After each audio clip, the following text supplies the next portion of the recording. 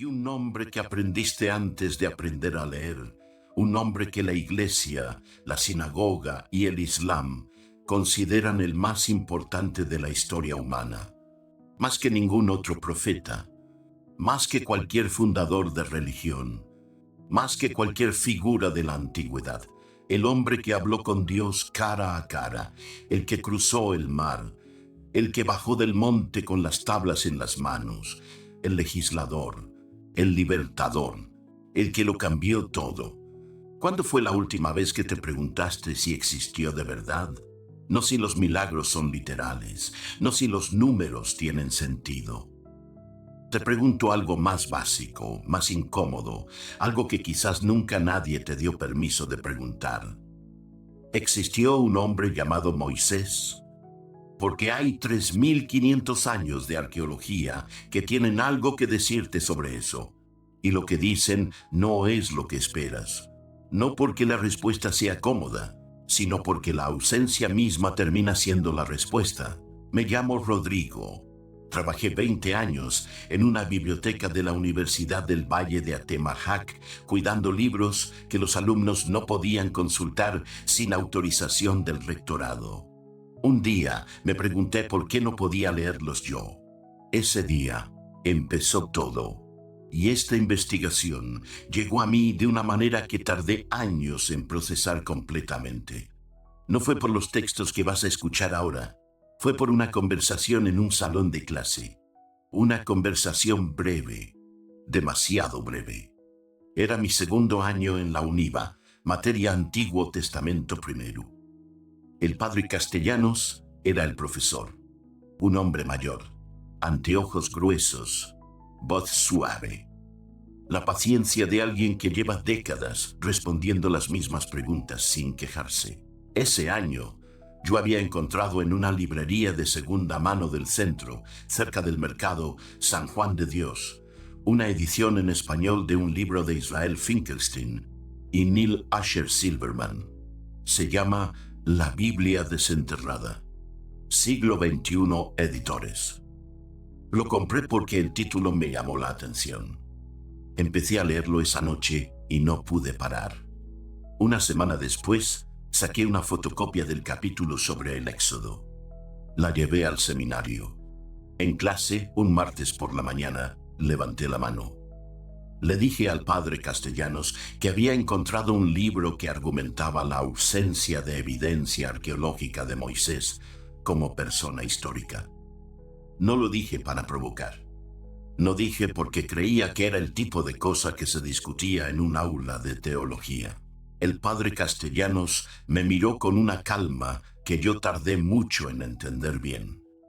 Me miró con la paciencia de alguien que ha visto pasar muchas preguntas incómodas y sabe exactamente cómo manejarlas, sin enojarse, sin levantar la voz. Y dijo en voz muy suave: hay libros que buscan la verdad y libros que buscan el ruido. Ese libro busca el ruido. Pasó a la siguiente diapositiva. Yo salí al receso con la fotocopia en la mano. No molesto con el padre Castellanos. Era un hombre bueno, genuinamente bueno. Lo que aprendí ese martes no fue que él estuviera mintiendo. Fue algo más sutil y de alguna manera más perturbador. Aprendí, sin que nadie me lo dijera explícitamente, qué preguntas no se hacían en ese salón. Y lo que tardé años en entender es que el padre Castellanos probablemente tampoco había abierto ese libro. Esa tarde, en casa, abrí la Biblia desenterrada desde el principio. Y lo que Finkelstein y Silverman argumentan no es una opinión de ateos militantes. Israel Finkelstein es arqueólogo en la Universidad de Tel Aviv. Su especialidad es la arqueología del bronce tardío y del hierro en Israel. Ha pasado décadas excavando los sitios bíblicos. No era un hombre que quería destruir nada. Era alguien que buscaba evidencia. Y lo que encontró, o más exactamente lo que no encontró, lo llevó a una conclusión que contradice lo que te enseñaron. En el Sinaí, el desierto donde supuestamente erraron 600.000 hombres durante 40 años, Los arqueólogos no encontraron casi ningún signo de ocupación durante todo el segundo milenio antes de nuestra era. Nada. Ni campamentos, ni enterramientos masivos, ni rastros de pastoreo intensivo, ni evidencia de producción de alimentos para ese número de personas. 40 años, 600,000 hombres, y el desierto del Sinaí no guarda ni una huella. Entonces fui más lejos. Busqué en los registros egipcios del Imperio Nuevo, el período donde los textos bíblicos ubican los eventos, siglo XIII antes de nuestra era, aproximadamente. Donald Redford es el especialista. Universidad de Toronto.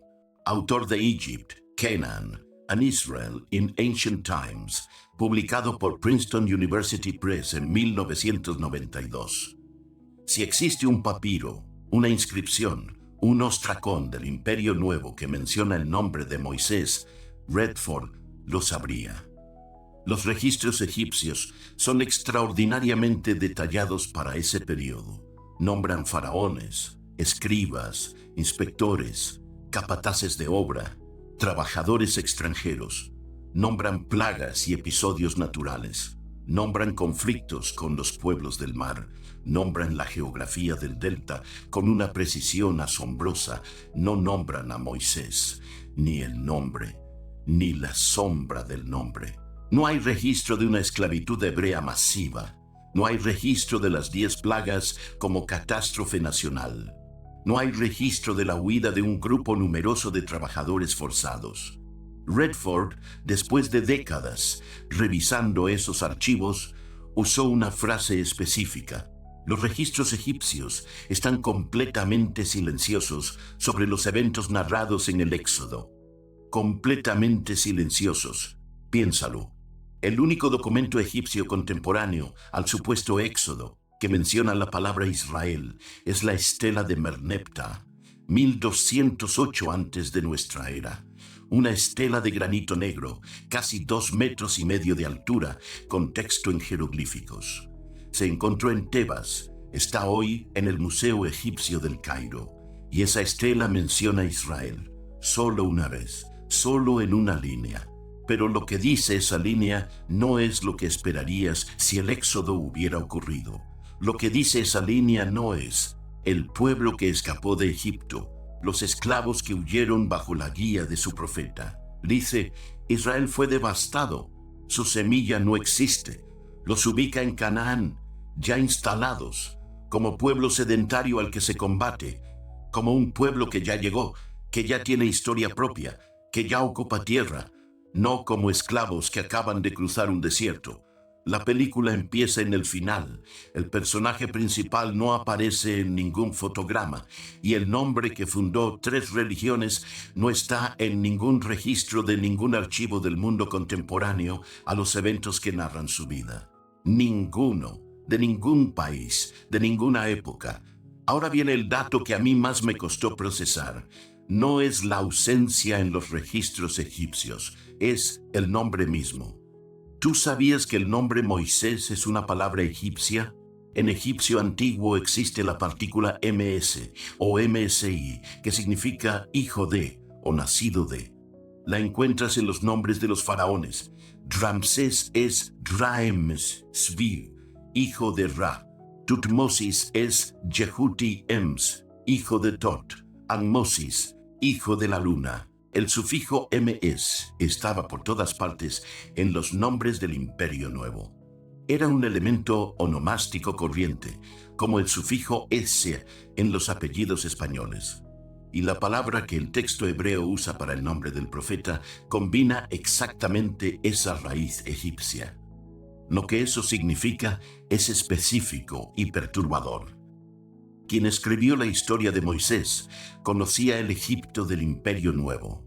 Conocía su onomástica, conocía sus nombres reales. Era alguien con una familiaridad genuina con la cultura egipcia de ese periodo. ¿Sentiste eso? Es la misma sensación que cuando te das cuenta de que una historia que creías autobiográfica era en realidad una novela. La historia puede ser hermosa, los personajes pueden ser reales en todo lo que importa, Pero la pregunta no desaparece. El nombre revela que quien escribió esta historia era muy bueno en su oficio. No revela que el personaje existió. Entonces busqué cuándo fueron escritos los textos sobre Moisés. Y ahí encontré algo que los seminarios de catecismo no enseñan. Los textos que narran la vida de Moisés no fueron escritos por un solo autor, ni cerca de los eventos, ni por alguien que recordaba o que había escuchado de primera mano. Los especialistas en crítica bíblica identifican 4 fuentes distintas en los primeros 5 libros de la Biblia. Las llaman J, E, D y P. No son categorías abstractas. Son voces identificables por su vocabulario, su teología, sus intereses políticos y su fecha de composición. J es la fuente yavista, escrita en el Reino del Sur, Judá, aproximadamente entre los siglos XIX antes de nuestra era. E es la fuente eloísta, escrita en el Reino del Norte, Israel, aproximadamente el siglo IX u VIII antes de nuestra era. D es la fuente deuteronómica, asociada a la reforma religiosa del rey Josías en el año 621 antes de nuestra era. P es la fuente sacerdotal, escrita durante el exilio babilónico, siglo VI antes de nuestra era. Si los eventos narrados ocurrieron en el siglo XIII antes de nuestra era, el autor más antiguo escribió entre 200 y 300 años después de los hechos. El más reciente escribió 800 años después. 800 años. Para ponerlo en perspectiva, 800 años atrás desde hoy nos lleva al año 1226 de nuestra era, a la época de las cruzadas medievales tardías. ¿Qué tienes al final? Literatura, no historia. Y aquí es donde los arqueólogos que querían creerlo se vuelven los testigos más importantes. William Dever es arqueólogo en la Universidad de Arizona. Ha dedicado su carrera a la arqueología bíblica. No es un escéptico de principio. Es alguien que empezó sus investigaciones con la expectativa de confirmar la historicidad bíblica. Después de décadas de excavaciones, Dever llegó a una conclusión que vale la pena citar con exactitud. La búsqueda de un Moisés histórico es, en sus palabras en inglés, a fruitless pursuit, una búsqueda infructífera. Dever es honesto en un punto específico. Cree que puede haber un núcleo histórico menor detrás del relato del Éxodo. Un pequeño grupo que escapó de Egipto. Una experiencia real que luego se amplificó hasta proporciones épicas. Pero incluso con esa concesión, admite lo mismo que Finkelstein y Redford. No hay evidencia directa de la persona Moisés. 3 arqueólogos, 3 décadas de trabajo, 3 instituciones académicas distintas. Los 3 querían encontrarlo. Los 3 llegaron al mismo silencio. Cuando los que quieren creerlo no encuentran nada, ese silencio se vuelve elocuente. Si alguna vez sentiste que esta pregunta era peligrosa, que hacérsela significaba perder algo, que dudar de la historicidad de Moisés era traicionar algo que te importa, este es el momento de saber que no estás solo. Los arqueólogos más rigurosos del mundo se hicieron esta misma pregunta. Y no desde la comodidad del escepticismo fácil, sino desde décadas de excavación en el terreno, revisando papiros, rastreando estratos arqueológicos, buscando con el método más exigente que existe, y no perdieron nada, solo ganaron claridad. La pregunta sobre la historicidad de Moisés no es una pregunta atea, es la pregunta que un arqueólogo honesto no puede evitar. Ahora llegamos a Jan Assmann. Assmann es uno de los egiptólogos más importantes del siglo XX, profesor en Heidelberg, autor de Moses the Egyptian, publicado por Harvard University Press en 1997. Lo que Assmann propone es una hipótesis que cambia el marco completo de la discusión. ¿Y si Moisés no es un hombre, sino un personaje síntesis? Assmann señala que la narrativa de Moisés en el texto bíblico combina elementos de al menos 3 episodios históricos reales. El primero, la expulsión de los Hyksos de Egipto, alrededor de 1550 antes de nuestra era. Los Hyksos eran un pueblo de origen asiático que gobernó el delta del Nilo durante más de un siglo. Los faraones de la 17ª y 18ª dinastía los expulsaron con violencia. El episodio dejó memoria en Egipto. El segundo, la revolución religiosa de Akenatón, circa 1350 antes de nuestra era. Amenhotep IV, que tomó el nombre de Akenatón, intentó imponer un monoteísmo solar. El único dios, Atón, el disco solar. Sus reformas fueron radicales, violentas en lo institucional. Sus sucesores borraron su memoria con una eficiencia casi perfecta, pero la memoria de un rey que había impuesto un único dios permaneció. El tercero, la experiencia de los grupos llamados Jabiru en los textos egipcios. Trabajadores marginalizados, semitas, que aparecen en registros del Imperio Nuevo realizando trabajo forzado en proyectos de construcción. No un pueblo coherente, una categoría social, pero real, documentada, con presencia en los archivos. Moisés podría ser el punto de convergencia narrativo de esas 3 memorias. Un personaje construido para darles forma, coherencia, significado teológico. No una invención sin base, una síntesis con materiales históricos reales detrás. Un personaje que nadie inventó desde la nada, pero que tampoco existió como individuo. Fíjate en esto, los materiales de la historia son reales. Los Hyksos existieron, Akenatón existió, los Jabiru existieron. Lo que no hay evidencia de que haya existido es el hombre específico que los une. El nombre que los convierte en una sola historia. Hay un episodio que refuerza esto de una manera que me costó meses digerir. Alrededor del año 280 antes de nuestra era, un sacerdote egipcio llamado Manetón escribió una historia de Egipto en griego. La obra se llama Aegyptiaca. No sobrevivió completa. La conocemos a través de citas en Josefo y en otros autores. Manetón conocía la historia del Éxodo, o conocía alguna versión de ella, la incluye en su relato. Pero el líder del grupo que huye de Egipto no se llama Moisés, se llama Osarsef. Osarsef, un nombre completamente diferente, una historia reconocible, un grupo de extranjeros en Egipto, conflicto con el poder faraónico, expulsión o huida. Pero otro nombre para el protagonista. Lo que eso sugiere es importante. La historia circulaba, era conocida, tenía variantes. No era la memoria fija de un individuo histórico con nombre propio que todos recordaban de la misma manera. Era una narrativa que tomaba formas diferentes según quién la contara y para qué. Las narrativas sobre personas reales no funcionan así. Las narrativas sobre personajes míticos o simbólicos, sí. Los monjes copiaban en silencio. Era el siglo V de nuestra era. Algún lugar del Mediterráneo oriental. Manos entrenadas en siglos de copia. Velas que proyectaban sombras alargadas sobre el pergamino. En algún estante de algún scriptorium, en algún archivo de alguna comunidad religiosa, había textos sobre el Éxodo escritos siglos antes. Los monjes los copiaban porque alguien los había copiado antes que ellos, sin preguntarse quién los había escrito primero, sin preguntarse en qué momento la memoria oral se había vuelto texto escrito, sin preguntarse qué se había añadido en cada transmisión.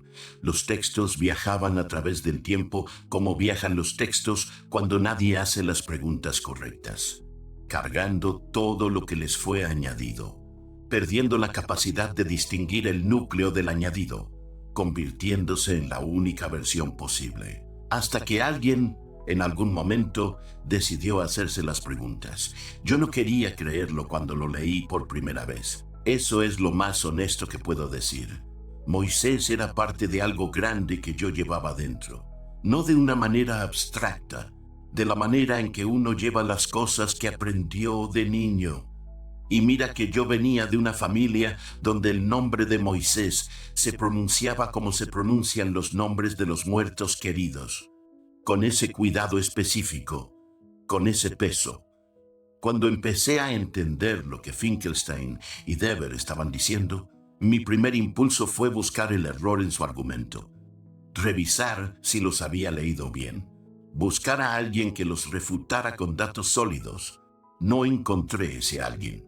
Lo que sí encontré fue a Baruch Spinoza, que en el año 1670, 300 años antes de que Finkelstein excavara ni un solo sitio arqueológico, ya había hecho exactamente las preguntas que llevan a la misma conclusión. Baruch de Spinoza nació en Ámsterdam en 1632, hijo de una familia judía sefardí que había llegado de Portugal escapando de la Inquisición. A los 23 años, la comunidad judía de Ámsterdam lo excomulgó. El texto del Cherem es uno de los más duros que se conservan de ese periodo. Maldiciones viles, abominaciones, horrores ejecutables. Spinoza nunca respondió, nunca pidió que lo readmitieran. Murió en La Haya, puliendo lentes para ganarse la vida, a los 44 años, solo en paz según quienes lo conocieron, sin haberse arrepentido de ninguna pregunta. En el año 1670 publicó el Tractatus Theologico Politicus sin nombre en la portada. Sabía perfectamente lo que le ocurría a quien firmara preguntas como las suyas. En los capítulos 7 y 8 propone 4 preguntas para leer cualquier texto sagrado. Las mismas 4 preguntas que yo aprendí a hacerme 20 años después, con la Biblia desenterrada sobre la mesa. Primera, ¿en qué idioma fue escrito el texto original y qué dice exactamente en ese idioma? El Pentateuco fue escrito en hebreo. La figura de Moisés aparece en ese hebreo. Pero los textos que lo narran fueron escritos entre los siglos X y V antes de nuestra era. Textos producidos siglos después de los eventos, por autores con agendas identificables, sin contemporaneidad, sin testimonio de primera mano. Y hay algo más que Spinoza notó específicamente en el Tractatus.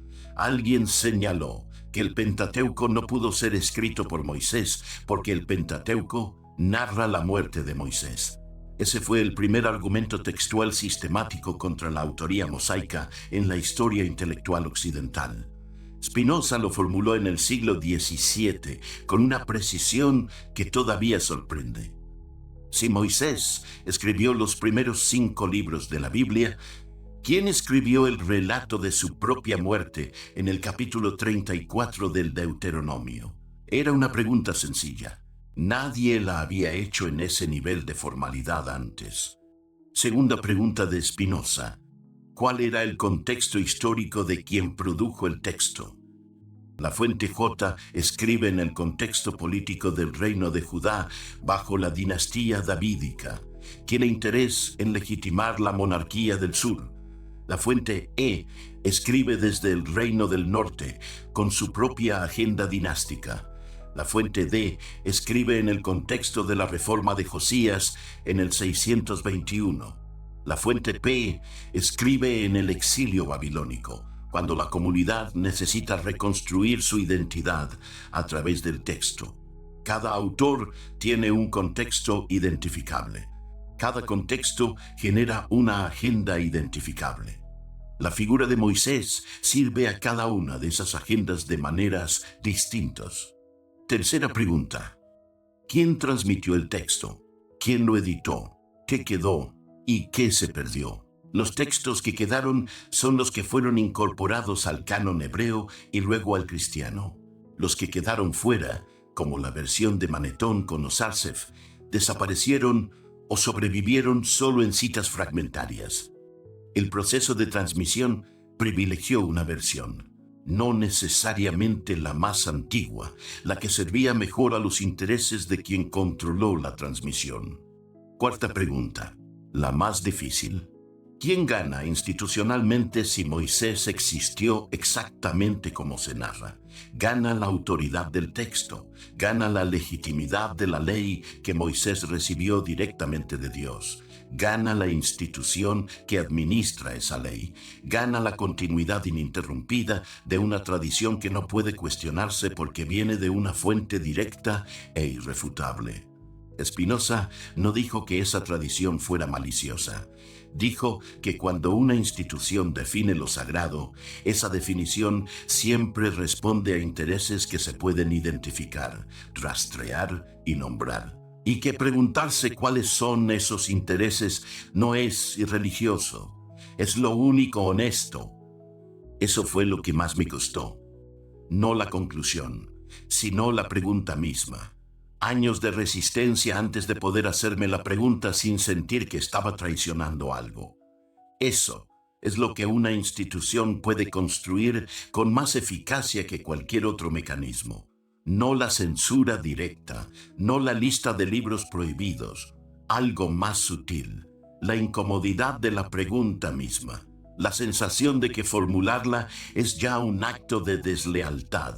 El padre Castellanos no me mintió ese martes. Me enseñó exactamente lo que la institución necesitaba que aprendiera, que hay preguntas que no se formulan en ciertos espacios, no porque alguien lo prohíba, sino porque la incomodidad de formularlas funciona como prohibición suficiente. Y yo salí con la fotocopia en la mano, y guardé la fotocopia, y no volví a hacer esa pregunta en el salón de clase. ¿Qué diferencia habría hecho en tu vida religiosa saber esto a los 12 años? No te pregunto si habrías perdido la fe. Te pregunto algo más específico. ¿Qué tipo de relación habrías tenido con el texto sagrado si alguien te hubiera dicho desde el principio que era un texto sagrado, no un libro de historia? Que son dos cosas completamente distintas, que un texto puede tener una verdad profunda, una verdad que organiza la vida y le da sentido, sin ser un reporte periodístico de eventos ocurridos en el siglo XIII antes de nuestra era.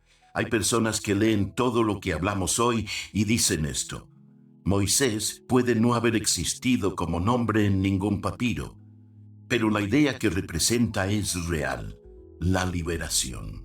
La ley, la posibilidad de salir de la esclavitud hacia algo distinto.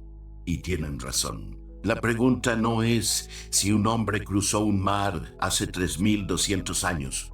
La pregunta es qué tipo de conversación habríamos tenido, tú y yo, y todos los que vinieron antes, si alguien hubiera dicho desde el principio: este es un texto sagrado, no es un libro de historia. Son cosas distintas. Y esa distinción no destruye nada que valga la pena conservar. Solo devuelve la honestidad que el texto merece. Ahí lo dejo.